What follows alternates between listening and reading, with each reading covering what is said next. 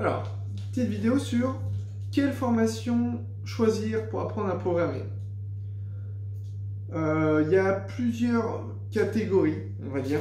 Tu as les écoles comme 42, donc Epitech, celles sur lesquelles je travaille moi à Zone 01 avec Nicolas Sadirac, et puis toutes les alternatives qui sont similaires, celle qui est à Lyon, là, je crois que ça s'appelle 101, 19 en Belgique, bref, il y en a pas. T'as les écoles classiques, enfin formation classique, TUT, Info, fac, je sais pas exactement quels sont les... C'est pas le domaine que je maîtrise le mieux, mais je pourrais juste donner les retours des gens qui ont fait ça, que j'ai eu des gens qui ont fait ça, donc voilà, cursus 1G normal, quoi. Et il va y avoir les bootcamps.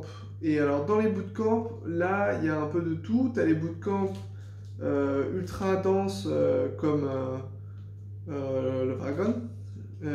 Et tu as les bootcamps beaucoup plus étendus comme la White Coat School. Donc ils vont tous avoir s'être concentrés sur certains aspects de la formation, essayer de mettre en avant certains points. Moi, les formations que je connais le mieux, parce que j'y étais ou formateur ou étudiant, c'était l'école 42. Là, c'est là que j'ai appris. Et j'ai été formateur à la White Coat School, donc je connais pas mal leur système et comment eux, ils fonctionnent. La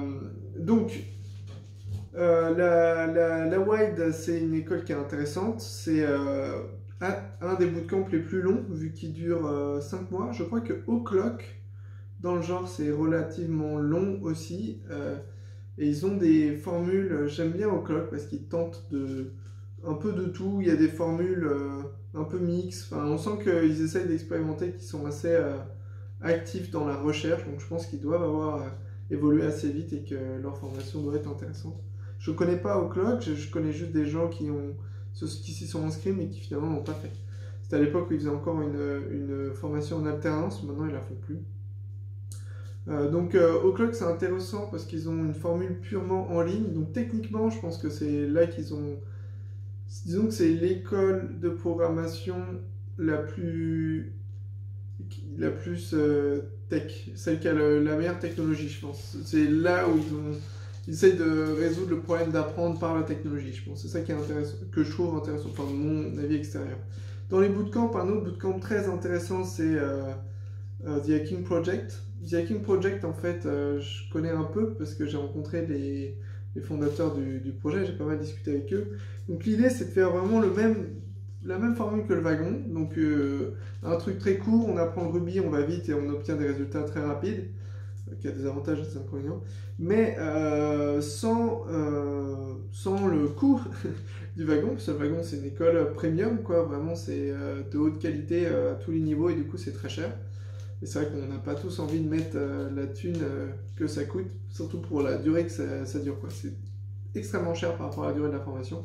Mais après, c'est très bien. Je connais quelqu'un qui a fait le wagon et je suis allé un peu, je suis passé, j'ai visité, j'ai discuté avec des profs du wagon et c'est vrai que d'un point de vue qualité, je pense que c'est ce qui se fait de mieux. Mais c'est aussi le plus cher, quoi, le plus premium.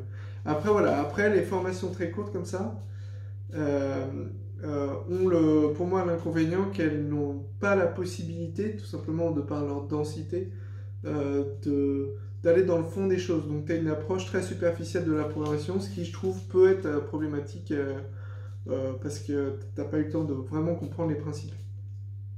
Et donc ça veut dire que ce sera à toi après d'un peu forcer, de continuer et de s'acharner pour après creuser et bien aller à la racine des concepts et s'approprier réellement la programmation. En fait, c'est des écoles qui sont très adaptées si tu as envie de savoir programmer, mais pas spécialement d'être programmeur. Ce qui est pertinent pour beaucoup de personnes en fait, parce que la différence, ça a l'air comme ça, on dit bah, si je sais programmer, je suis programmeur. Pas forcément en fait. Tu peux savoir programmer pour pouvoir faire des outils, te servir de la programmation comme d'un outil, comme tu peux savoir manipuler du bois, quoi, couper du bois, utiliser une scie, voilà, faire des trucs, mais sans pour autant être un ébéniste ou luthier, ou voilà, c'est d'autres métiers que d'utiliser très spécifiquement ces compétences pour en vivre. Ou alors d'avoir ces compétences et de pouvoir réparer un meuble sans pour autant être, ouais, sans pour autant être meublier, comme on dit. Voilà, donc là c'est pareil, une école comme 42 ou comme les cursus classiques vont t'apprendre à être programmeur pour de vrai, donc c'est-à-dire ton métier ça va être de programmer, faut aimer programmer quoi, sinon ça va pas t'apporter grand-chose. Une école comme le wagon va t'apprendre à faire des sites internet, à comprendre ce que c'est que la programmation, à pouvoir l'utiliser, mais tu vas pas encore être programmeur au bout de 2 mois de formation, c'est juste pas possible. Ceux qui te vendent ça ont juste survendu le truc, il n'y a pas de petite bête. Tu viens me voir, tu fais comme si tu aimais, et tu pues le caca aujourd'hui. Oh là là. Bref. On l'a prêté, elle a eu peur, elle s'est chiée dessus. Donc maintenant elle sent un peu le caca. Puis c'est un animal qui est très difficile à manipuler, donc on n'a pas pu le laver, on a dû attendre qu'elle lèche tout. Je pense qu'elle a peu de la gueule pendant 2 mois. Bon bref. Alors, donc oui, donc il y a ces types d'écoles. La Wild c'est un peu un intermédiaire, parce que c'est un bootcamp, donc c'est quand même très court, mais c'est relativement long parce que ça dure 5 mois. Plus après, il y a un stage assez long, donc je crois 4 mois minimum, un truc comme ça, ou 4 mois, bon bref, il y a un grand stage. Du coup, par rapport à un bootcamp classique, tu peux aller un peu plus loin. Et ça, j'ai trouvé ça assez intéressant avec cette formation. Ça reste un bootcamp, donc ça reste plus superficiel que ce qu'on va faire à 42. Mais bon, en même temps, tu passes beaucoup moins de temps de ta vie, et en soi, par rapport à la demande des entreprises, je pense qu'après ton stage avec la WEC, tu peux commencer à être opérationnel. Donc ça va être quand même à toi de faire le boulot pour être réellement un programmeur. Voilà, c'est un peu entre les deux. Dans tous les cas, peu importe la formation que tu fais, la formation ne va pas t'apporter assez si toi tu ne vas pas creuser et chercher plus. Donc il y a des gens qui sont entièrement autodidactes, qui arrivent à entièrement se motiver eux-mêmes et à apprendre tout seul. Ça, moi, personnellement, j'ai pas réussi parce que je manquais de confiance en moi, parce que voilà, je pensais que c'était un truc pour les génies des maths, etc. Alors que pas du tout. Et quoi d'autre comme formation dans les... Donc bref, bon, il y a des bootcamps à éviter, il y a des bootcamps qui sont vraiment pourris, qui apportent rien. Genre la W3 School, toutes leurs formations sont à chier, quoi, genre sans exception. On a vraiment... Tous les retours de partout que j'ai eu de la W3 School, c'est que c'était vraiment un scandale et une honte, cette école. Bon, après, voilà, moi, j'ai personnellement eu aucun contact, échange avec eux. Donc, c'est que des on-dit que je dis là. Donc, ça se trouve, quelqu'un va avoir une bonne expérience de la W3 School. Si jamais vous avez une bonne expérience avec la W3 School, je vous invite à mettre un commentaire dans la vidéo, parce que, honnêtement, j'ai jamais vu personne... qui m'a dit que c'était bien, quoi. Donc voilà, donc je serais curieux de... Voilà, donc évidemment, je ne vais pas parler de toutes les écoles qui existent, mais la plupart des bootcamps, c'est à peu près la même chose. Plus vous payez cher, plus vous allez avoir quelque chose de qualité. Généralement, il n'y a pas trop de surprises. Ça peut sembler cher, mais c'est vrai que ça coûte cher de faire des écoles de programmation. Il y a aussi des programmes. Je sais que Harry, qui a fait École 42 comme moi, est en train de lancer son programme pour lui avoir une partie en plus qui est la partie freelance, donc pour avoir tout un accompagnement sur devenir freelance, créer son réseau, avoir des clients. C'est vachement intéressant, il n'y a pas d'école qui font ça. Je connais un groupe, les gens qui organisaient les meet-up Angular à l'époque en 2013, donc je ne sais pas s'ils le font encore, mais s'occupaient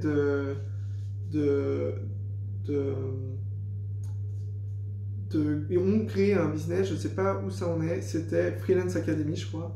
Et eux, leur délire, c'était on va vous apprendre à être freelance. On prend des gens qui sont déjà programmeurs, donc généralement des gens qui sont déjà en CDI, et on vous apprend juste la partie freelance, la partie que Harry essaye de faire. Je crois que Spell Coding Accelerator, sa formation à Harry. Et c'est pas cher, c'est genre 1000 balles. Pour une formation qui fait les deux, ça me semble vraiment pas cher. Je sais pas après ce que ça vaut, parce que il vient de le sortir, donc j'ai pas eu de retour de personnes qui l'ont fait. Après, de ce qu'il en dit, je pense que ça doit être quand même pas mal. Je sais pas à quel point on est accompagné, à quel point vous êtes livré à vous-même. Est-ce qu'il y a des locaux? Est-ce que ça change au niveau de la valeur? Une école qui fournit pas de locaux vaut forcément moins cher. Ah oui, je suis passé un peu vite sur The Hacking Project. Pourquoi The Hacking Project, c'est l'école la moins chère du monde? Parce qu'en fait, il n'y a aucun locaux, il n'y a même pas de prof directement, il n'y a pas de cours. Ils s'organisent en mode où on crée des petits groupes de personnes qui vont bosser ensemble. Et du coup, les gens travaillent ensemble et ils n'ont pas du coup vraiment de coût. En fait, l'école a juste le seul coût qu'a l'école, c'est de créer le contenu pédagogique. Et vu qu'ils ont pompé principalement du contenu qui était en Ruby, qui existait déjà, qui s'appelle The Ondine Project. Donc ça a été bon. Après ils l'ont amélioré, hein, bien sûr, depuis ils sont postés dessus, donc ils l'ont mis en français, etc. Donc il y a eu du taf de fait, hein. Mais disons que c'est pas une école qui a un gros coût. Tu vois, t'inquiète. Ça va? Bref, voilà, donc je crois que j'ai fait à peu près le tour de ce dont je voulais parler. Donc une école comme 42, attends, je vais quand même parler des inconvénients. Si on compare 42 et Epitech, bon bah le gros avantage de 42 c'est que c'est gratuit. Le problème c'est un manque de place, tu glisses la Mistaguette. Oui, bah oui.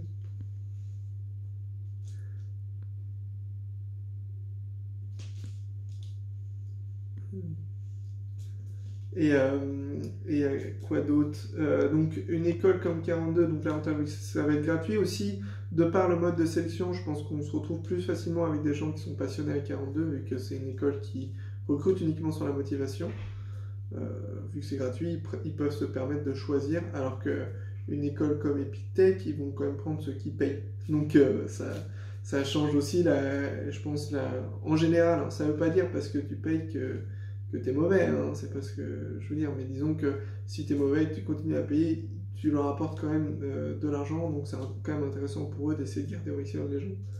Voilà, donc 42, s'ils peuvent se débarrasser de toi le plus vite possible, c'est mieux pour eux, donc ça, faut voir comment ça se traduit. L'école évolue pas mal, donc ça a quand même pas mal changé entre ce que j'en ai dit la première fois que j'étais à 42 et maintenant. Mais je pense que c'est toujours une bonne opportunité. Le gros avantage pour moi de 42, c'est la piscine, parce qu'en un mois, tu as un genre de mini bootcamp dans lequel tu apprends vachement bien et tu apprends les principes, parce qu'eux, ils t'apprennent en partant sur l'idée que tu vas continuer l'école après, donc que tu vas vouloir être programmeur. Donc ils partent vraiment de la racine et on remonte dans le feuillage. Alors qu'une école comme le wagon, par exemple, on va partir du feuillage, quoi, pour te montrer comment faire un arbre rapidement, mais tu n'as aucune idée de comment ça pousse, comment c'est planté, etc. Bon, bref, c'est pas une très bonne analogie. Mais voilà, bon, c'est à peu près tout. N'hésitez pas à poser des questions dans les commentaires si vous voulez discuter ou faire des retours sur votre expérience, sur vos écoles, etc. Et voilà, ciao.